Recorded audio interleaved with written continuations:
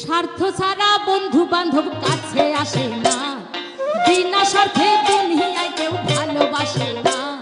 স্বার্থ ছাড়া ভালোবাসে শুধু আমার মা, স্বার্থ ছাড়া ভালোবাসে শুধু আমার মা।